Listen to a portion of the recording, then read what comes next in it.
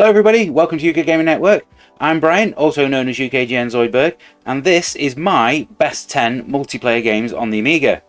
Now in this case, when I say multiplayer, I am actually concentrating on the multi part of that word, and these are all going to be games that cater for 3 or more players. And as this list will show, there are multiple ways in which that can be achieved. Some of the best gaming experiences that a player can have are ones where you play with or against other people. But back in the pre-internet days of the Amiga, that didn't take the same form that it does today. In order to play with a number of like-minded gamers, you would generally all have to be in the same room at the same time. What follows are the games that I've got the fondest memories of playing over the years. It's an entirely personal selection, and your best 10 is probably entirely different. I'd love to hear what your choices are in the comments, and while you're there, why not suggest a subject that you'd like to see me cover in a future episode? Let's kick off the list with my game at number 10.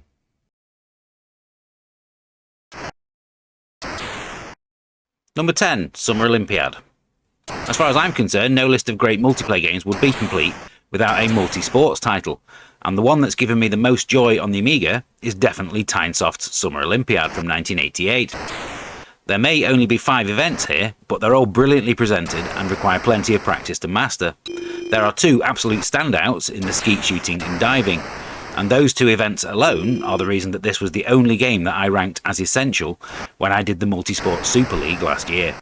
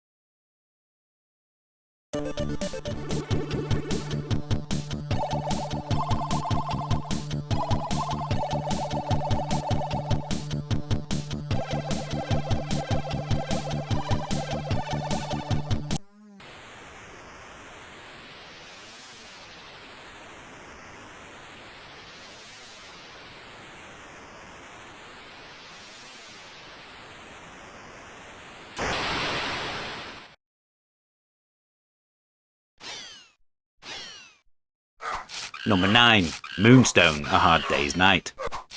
What's more satisfying, winning a strategic game of conquest, or doing so after hacking your opponents to bloody pieces? Moonstone is easily one of the bloodiest games on the Amiga, and also one that's incredibly tough. It does, however, also allow all 4 players on the map to be controlled by a human player, taking it in turns to explore the map and find ways to gain the upper hand on other players. Matches are not as immediate as some of the games on this list, and can take over an hour to complete in some instances, but they're huge amounts of blood-soaked fun every time.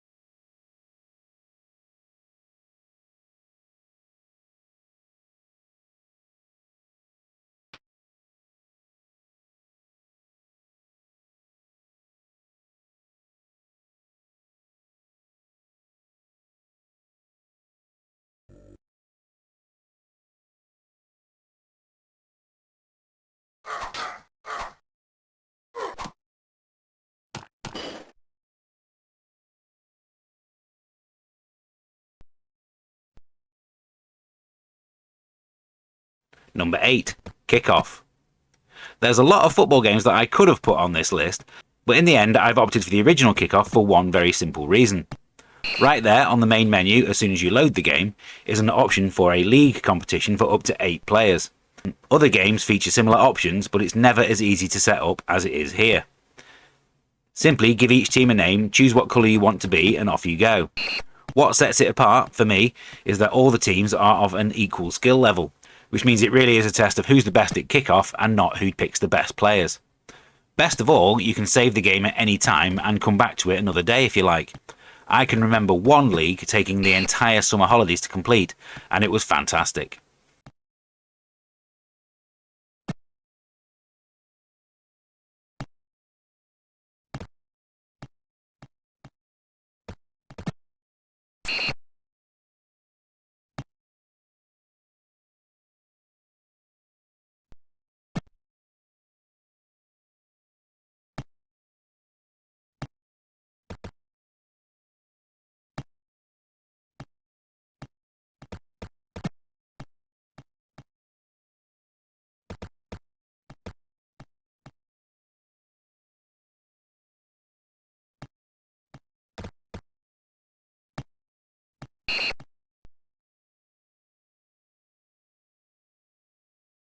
Number 7. Base jumpers.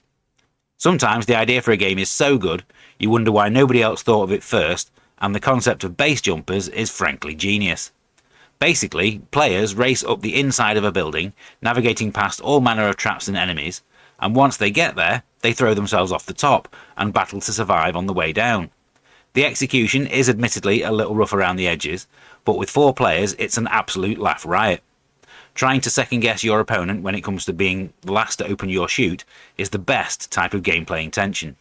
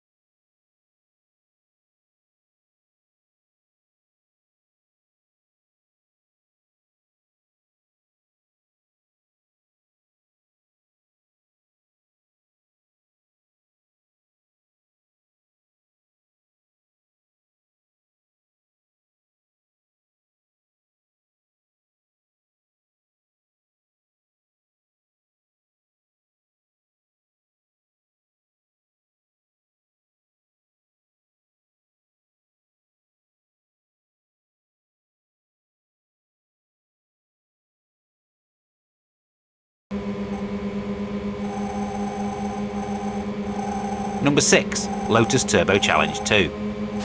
In order to get the most out of Magnetic Field's Lotus sequel, you needed 2 Amigas, 2 TVs, 4 joysticks and a serial link cable.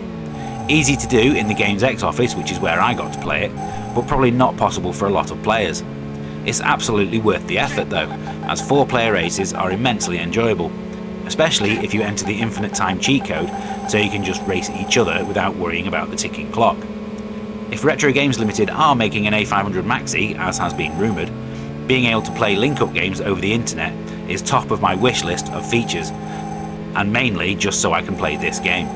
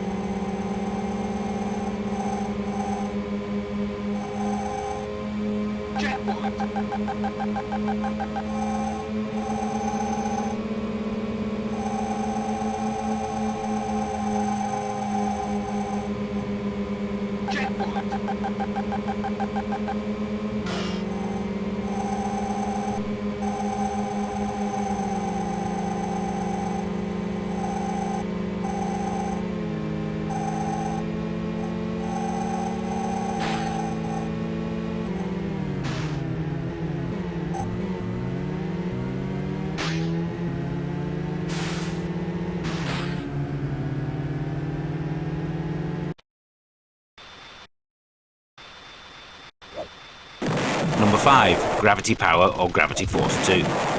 When Amiga Power put Gravity Force 2 at number 2 in their all-time top 100 in 1995, I honestly thought that they'd lost the plot. Then I played it. It's a two-player only split-screen deathmatch, heavily inspired by the 8-bit classic Thrust. The following issue they gave away Gravity Power, a revised edition with even more levels on the cover disc. This was the version that I played the most, not least because it has a preset tournament mode for 8 players to take part in, where it not only tracks your wins and losses, but also how many shots you've fired too, putting the person who's the least trigger happy in the strongest possible position.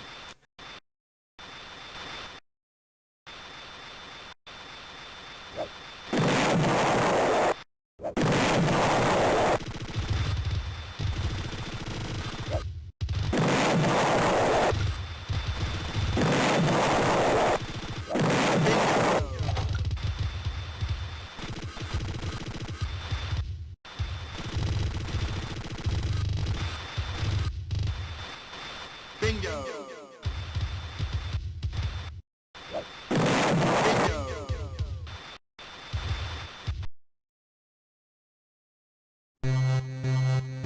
Number 4. Super Skidmarks.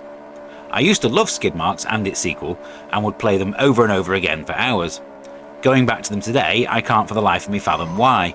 As a solo game, there's almost nothing here, but thankfully it absolutely shines as a multiplayer title. Up to 8 players can take part in races, and by giving the option to have the graphics in high res, you can see most of the track at all times.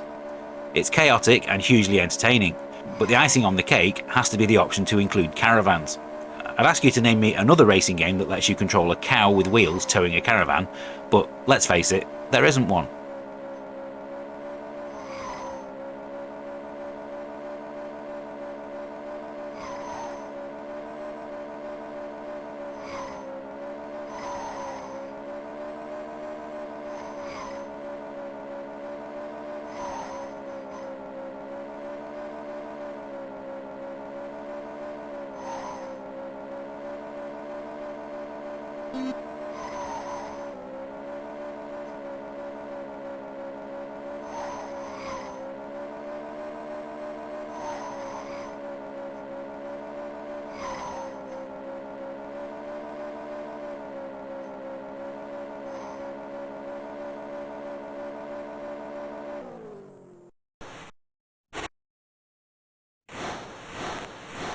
Number 3. Gauntlet II.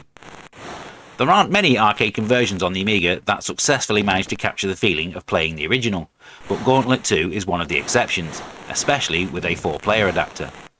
Dashing through the huge number of levels trying to find the exits becomes ever more frantic, as the enemies get tougher, the maze is more complex, and the simulated heartbeat on the soundtrack gets faster and faster. The in-game announcer stating the obvious every couple of minutes doesn't help calm you down either. Oh.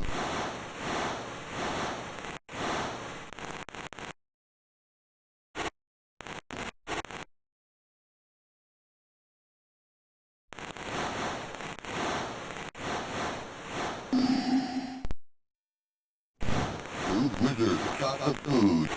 Oh.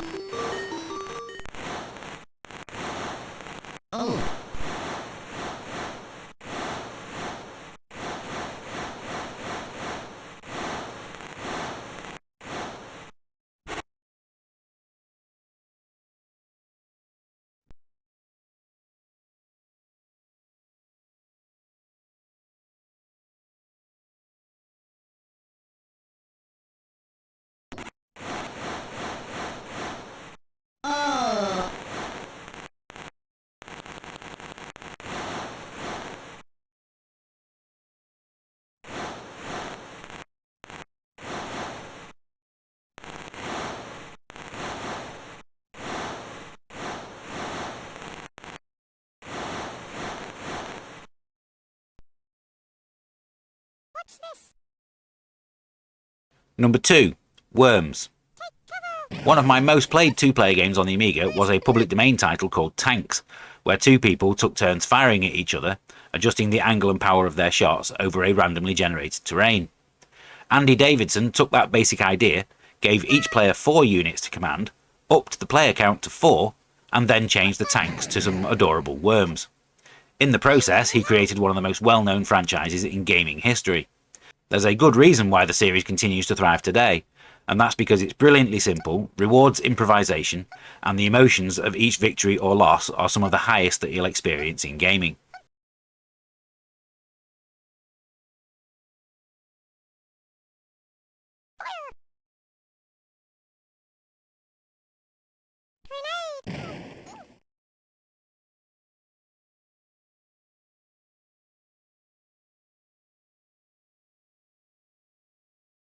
What's this?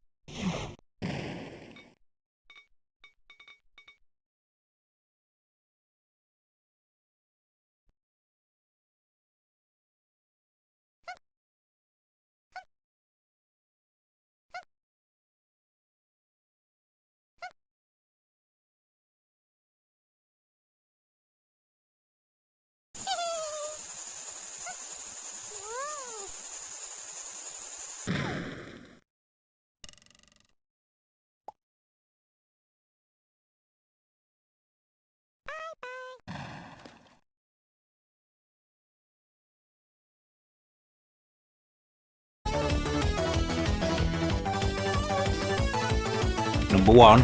Dino Blaster. Let's have a game of Dino Blaster, said nobody ever. The Amiga version of Bomberman may have a silly name, and there are a number of pretenders to the throne, such as Blitz Bombers, Master Blaster or Super Gem Z, all of which are worth playing in their own right, but you simply cannot beat the original. The battle mode, which, let's face it, is the main reason you're loading the game, caters for up to 5 players, 4 joysticks and 1 on keyboard, and it is arguably the greatest competitive game ever created. Full stop. It's so simple that anyone can play it, and the way that the music gets faster the longer a match goes on just adds to the frantic brilliance of the gameplay. If you've never played Bomberman, your life is infinitely poorer than everyone who has.